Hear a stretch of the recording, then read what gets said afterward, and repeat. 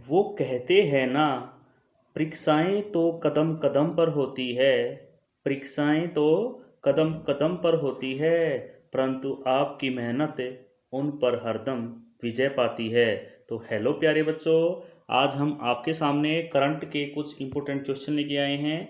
तो आइए चलते हैं और करंट के क्वेश्चन आंसर हम करते हैं। जैसे पहले फर्स्ट क्वेश्चन है, किस देश के राष्ट्रपति जोनल मोइस की घर में घुसकर हत्या कर दी गई है? तो मालदीव, पोलैंड, हेती, इनमें से कोई नहीं। तो कहाँ के राष्ट्रपति की हत्या कर दी गई है भाई? वो है हेती। हेती के राष्ट्रपति की घर में घुसकर हत्या कर दी गई है।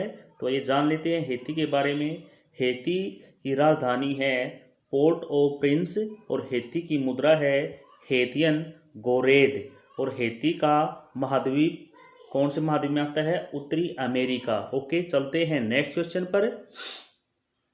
भारतीय सेना ने फायरिंग रेंज का नाम किस अभिनेत्री के नाम पर रखा है?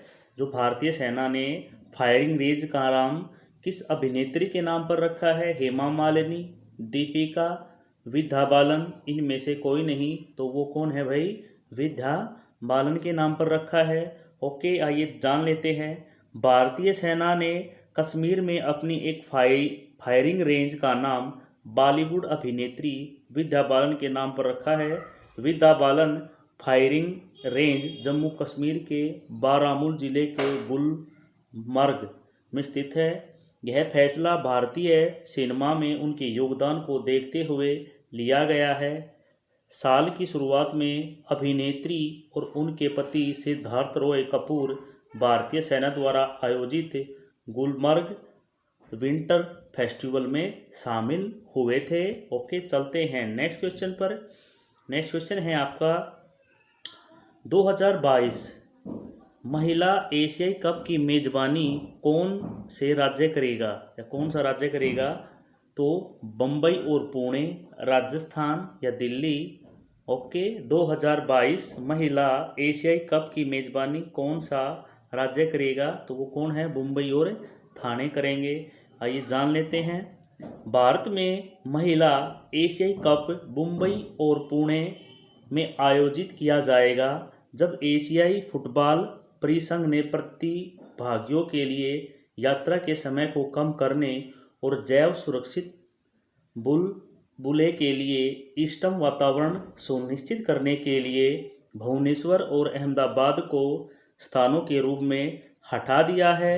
अंधेरी स्पोर्ट्स कॉम्प्लेक्स में मुंबई फुटबॉल एरिना और पुणे के बालवाड़ी में शिव 76 साल स्पोर्ट्स कॉम्प्लेक्स को नए स्थानों के रूप में चुना गया है। तो ये चलते हैं नेक्स्ट क्वेश्चन के ऊपर। क्वेश्चन नंबर 4 है हमारा, भारत की पहली यूपीआई आधारित कैशलेस पार्किंग किसने लॉन्च की है?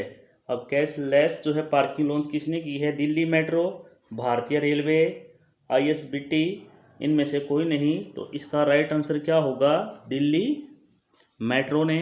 तो ये जान लेते हैं। दिल्ली मेट्रो रेल कॉरपोरेशन ने प्रवेश और भुगतान के समय को कम करने के लिए भारत की पहली फास्टैग या एकीकृत भुगतान इंटरफेस आधारित पार्किंग सुविधा शुरू की है। यह सुविधा कश्मीरी गेट मेट्रो स्टेशन पर शुरू की गई है। मल्टी मॉडल इंटीग्रेशन पहल के हिस्से के रूप में स्टेशन पर ऑटो टैक्सियों और आर रिक्शा के लिए समर्पित इंटरमीडिएट पब्लिक ट्रांसपोर्ट लेन का भी उद्घाटन किया गया है। ओके, तो ये चलते हैं नेक्स्ट क्वेश्चन के ऊपर। क्वेश्चन नंबर 5, प्रतिष्ठित हम्बोल्ट रिसर्च अवार्ड से किस भारतीय अर्थशास्त्री को सम्मानित किया गया है?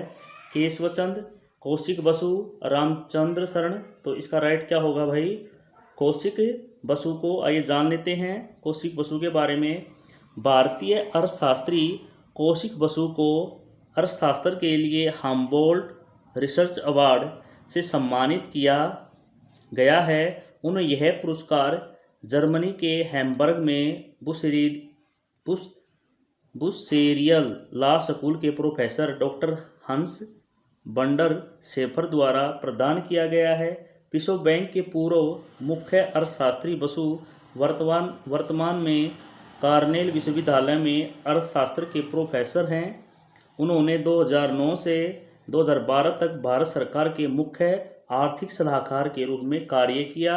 बसु भारत में तीसरे सर्वोच्च नागरिक पुरस्कार पद्म भूषण के प्राप्तकर्ता भी हैं। तो ये इनको जो है पद्म भूषण भी मिला हुआ है। आइए जान लेते हैं कि हम्बोल्ट रिसर्च अवार्ड होता क्या है। प्रतिष्ठित पुरस्कार अलेक्जेंडर वोन हम्बोल्ट फाउंडेशन द्वारा प्रायोजित की है और प्रत्येक वर्ष 100 प्राप्तकर्ताओं को प्रदान किया जाता है। हम्बोल्ट रिसर्च अवार्ड दुनिया भर के वैज्ञानिकों और अर्थशास्त्रियों को उनके काम के लिए सम्मानित किया करता है। इस पुरस्कार में 60,000 यूरो की पुरस्कार राशि और जर्मनी में एक वैज्ञानिक संस्था में 12 महीने तक अनुसंधान परियोजनाओं को पूरा करने की पेशकश जो है शामिल होती है। तो ओके, तो आइए चलते हैं नेक्स्ट क्वेश्चन पर। नेक्स्ट क्वेश्चन है हमारा, किस राज्य के पूर्व मुख्यमंत्री वीरभद्र सिंह का निधन हो गया है। तो किस राज्य के पूर्व मुख्यमंत्री वीरभद्र सिंह का निधन हो गया है। वो कहाँ के थे मुख्यमंत्री, दिल्ली, जयपुर, गुजरात या हिमाचल। तो राइट आंसर होगा इसका हिमाचल प्रदेश के मुख्यमंत्री थे। आइए जान लेते हैं। कांग्रेस के वरिष्ठ नेता, ये कांग्रेस के नेता थे, कांग्रेस के वरिष्ठ नेता और हिमाचल प्रदेश के पूर्व मुख्यमंत्री वीरभद्र सिंह का निधन हो गया है। अनुभवी राजनेता, हिमाचल प्रदेश के चौथे और सबसे लंबे समय तक सेवा करने वाले मुख्यमंत्री थे। उन्होंने 8 अप्रैल 1983 से 5 मार्च 1990, 3 दिसंबर 1993 से 23 मार्च 1998, 6 मार्च 2003 से 29 दिसंबर 2007 तक और फिर 25 दिसंबर 2012 से 26 दिसंबर 2017 तक 6 बार राज्य के मुख्यमंत्री के रूप में जो है कार्य किया है।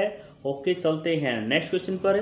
नेक्स्ट क्वेश्चन है हमारा, किसने ऑल इंडिया रेडियो के महानिर्देशक के रूप में कार्यभार संभाला है। तो कौन है वो, SK शर्मा, मूर्तिनाथन, N वेणुधर रेड्डी, इनमें से कोई नहीं। तो इसका राइट आंसर होगा भाई N वेणुधर रेड्डी। आइए जान लेते हैं। N वेणुधर रेड्डी एक भारतीय सूचना सेवा 1988 बैच के IIS अधिकारी ने ऑल इंडिया रेडियो महानिर्देशक के रूप में कार्यभार संभाला है।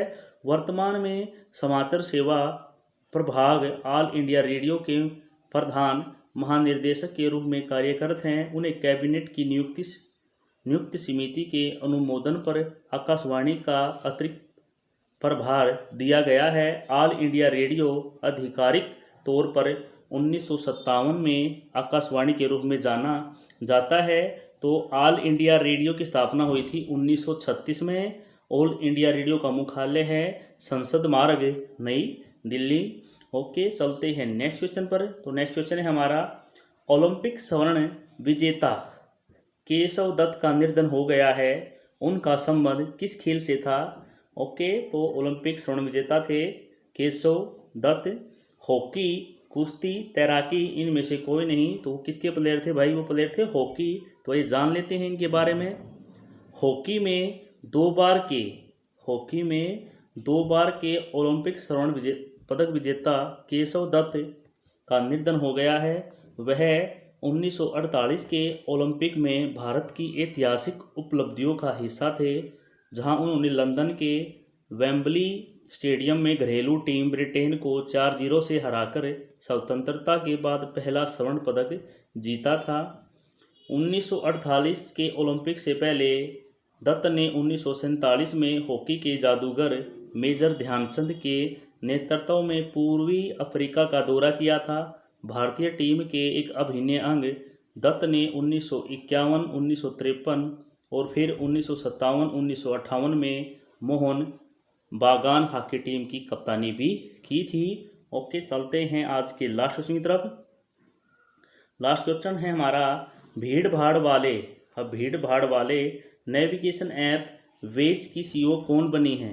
अब भीड़ भाड़ नेविगेशन ऐप की CEO कौन बनी है भाई, नेहा भटनागर, नेहा पारिख, A और B। तो इसका राइट आंसर कौन होगा भाई, नेहा पारिख। ओके, तो ये जान लेते हैं। भारतीय अमेरिकी नेहा पारिख, ये भारतीय अमेरिकी नेहा पारिख को वेज की CEO के रूप में नियुक्त किया गया है। जो एक भीड़ भाड़ वाले जीपीएस नेविगेशन ऐप और टेक दिग्गज गूगल की सहायक कंपनी है। 41 वर्षीय नेहा ने नोआम बार्डिन की जगह ली है, जिन्होंने 12 साल तक इजराइल कंपनी का नेतृत्व करने के बाद नवंबर 2020 में सीईओ के रूप में पद छोड़ दिया। वेज ऐप 56 अलग अलग भाषाओं में दिशा निर्देश दे सकता है। इस ऐप की स्थापना 2008 में इजराइल में हुई थी। इसे 2013 में गूगल द्वारा लगभग 1.1 बिलियन अमेरिकी डॉलर में अधिकृत किया गया था।